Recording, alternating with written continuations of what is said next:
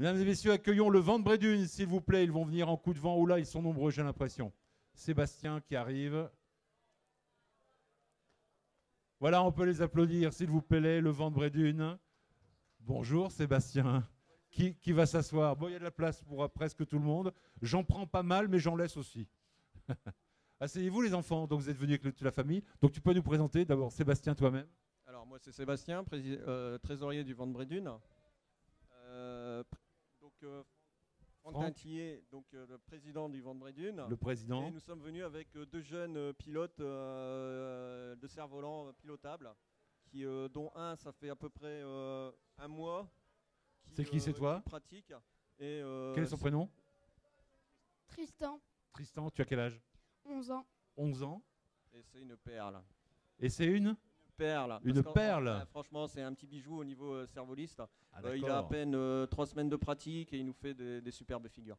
Oh là, on a un futur champion avec nous alors. Et puis la jeune fille? Alors la jeune fille, c'est Jade, ma petite fille, hein, mon cobaye, on va dire aussi. Lorsqu'on fait des ateliers pour les écoles, Jade m'aide à monter des cerfs-volants monophiles, à voir ce qui va, ce qui ne va pas. La première à les tester pour les mettre en vol. Et puis voilà, quoi. Donc on partage dans son école, dans les autres écoles, là où on nous demande. Et puis voilà, on s'amuse avec les enfants. Et les plus grands enfants, les personnes âgées également, avec beaucoup de projets avec eux notamment.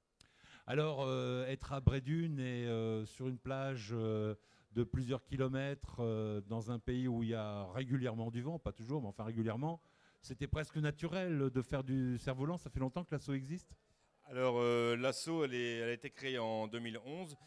Seb et moi, on se connaît depuis 2002. Hein, quand on a oui, c'est assez récent finalement alors. Oui, c'est assez récent et il y avait énormément de demandes et nous sur la plage, on pratiquait du monofile, du delta, du cerf-volant de traction, du kitesurf et naturellement, on s'est retrouvés sur la plage, on s'est dit allez, chiche qu'on monte quelque chose et on a lancé le pari, on a monté une petite assaut au début qui a bien grandi depuis le temps. Et le pari a été lancé. On s'est rendu compte qu'on avait pas mal de gosses autour de nous qui n'avaient pas les moyens de pouvoir acheter un cerf-volant de qualité. Il faut voir comme un cerf-volant qu'on a derrière, c'est environ 400-500 € en moyenne. Et on s'est dit, zut, il n'y a pas que les enfants de riches qui peuvent faire voler ça. Les enfants de monsieur tout le monde, que ce soit de l'ouvrier ou de la personne sans emploi, doivent pouvoir accéder à ce sport considéré comme élitiste. Donc sur la plage, on a aussi bien le fils du maçon que le fils du médecin qui peut faire voler un cerf-volant. Tout le monde est égal sur la plage. Il n'y a pas de prix. On ne fait pas payer les gosses, c'est comme ça.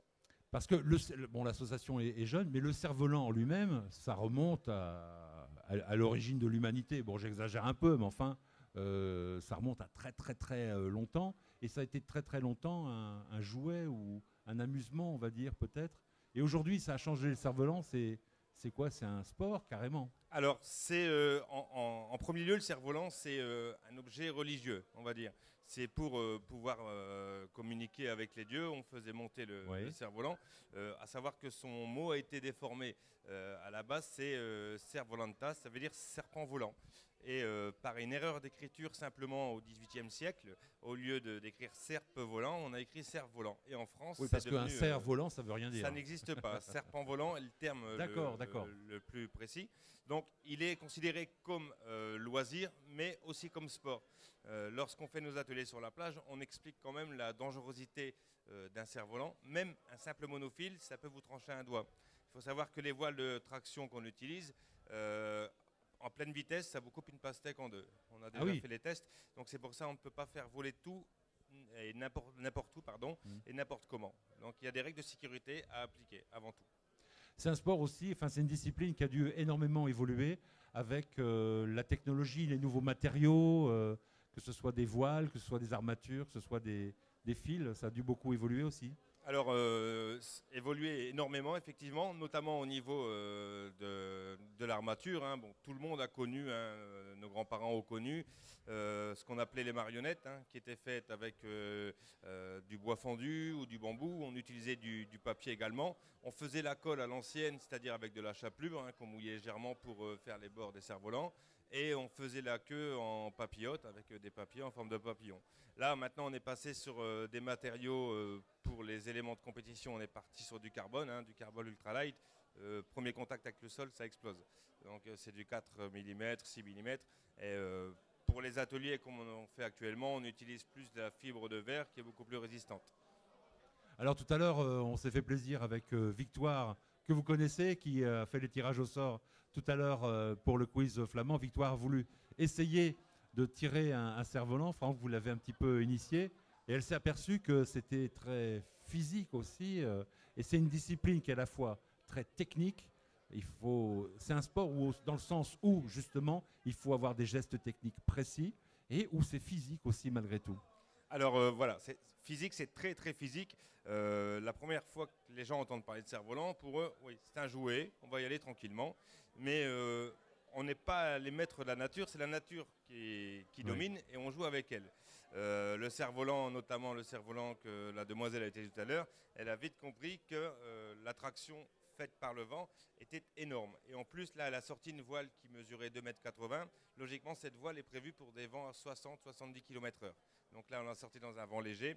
Il faut s'échauffer, il faut s'étirer, il faut consommer de l'eau énormément aussi. C'est un sport à part entière. C'est un sport à part entière.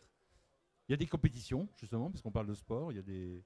Oui, il y a une fédération, enfin, comme un sport à part entière, justement. Tout à fait. Donc, nous, on appartient à la Fédération française de vol libre. Et compétition, il y en a énormément sur toute la planète. En France, on commence à arriver à un très bon niveau.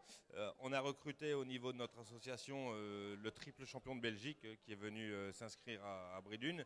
On en a 5 autres, dont un juge international pareil qui est venu nous rejoindre. Tout simplement pour retrouver un peu plus de simplicité.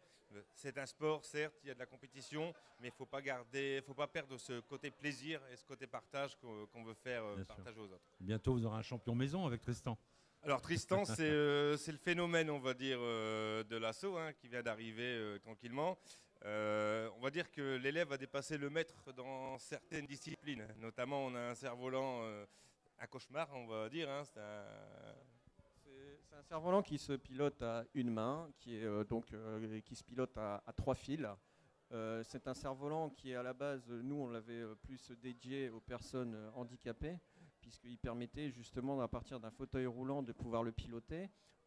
Franchement, j'avais eu l'impression d'avoir 2 mains gauches d'un seul coup. Ouais. Et en fait, Tristan l'a pris en 3/4 de seconde. Il a piloté ça d'une facilité. C'était magique. Bon, ben, ça s'appelle le talent, tout simplement. Voilà. Messieurs, merci beaucoup. On se quitte avec un rendez-vous. Et quel rendez-vous? Alors, un rendez-vous qui est effectivement le week-end de Pentecôte, qui est la Ronde des Vents, et dont Flandre TV est donc partenaire. Donc, vous êtes donc invité pour ces 4 jours. Je ne vais pas trop en dire parce que sinon, on risque de durer un peu plus que 7 minutes. Mais effectivement, c'est un festival pas que de cerf-volant, le cerf-volant, mais du vent en général. Donc ce soit du cerf-volant, il y aura un peu de char à voile, il y a du char à cerf-volant, donc du cerf-volant de traction, il y a du kitesurf, et en même temps, on a 2 disciplines, où là, Franck va nous en dire quand même un petit peu plus, c'est du cerf-volant de pilotable, et en même temps, on a un record du monde qui va être logiquement, on espère, validé. Ah, ça c'est une bonne nouvelle et c'est attractif en tout cas. Voilà, donc l'idée est partie d'un clan breton qu'on appelle les Gwenadou, des amis à nous. Ils ont dit chiche qu'on met en vol 100 cerfs-volants identiques et les faire tenir 30 secondes sur un espace d'environ 100 mètres. 100 cerfs-volants en même temps, ensemble, pendant 30 secondes. Voilà, pendant 30 secondes, donc l'espace entre... Et qui doivent évoluer ensemble, c'est ça? Non, le plus dur, c'est qu'ils doivent rester statiques. Ouh là là. Donc c'est des 4 lignes. Ah oui. Et il n'y aura pas 10 cm entre chaque cerf-volant. Donc le premier qui bouge fait voler les 99 autres. Ouais. On a le championnat de France qui se déroule chez nous également et l'Europal Cup qui sera faite aussi ce jour-là. Très bien, donc on rappelle la date et l'endroit, donc c'est à Bredune. Voilà, donc c'est à Bredune du 22 au 25 mai. Très bien. Voilà. Eh bien, merci beaucoup Sébastien, Franck, Tristan et la jeune fille Jade. Merci beaucoup à vous et bon vent, j'allais dire, au vent de Bredune. Allez, on peut les applaudir, les remercier. Merci beaucoup à eux.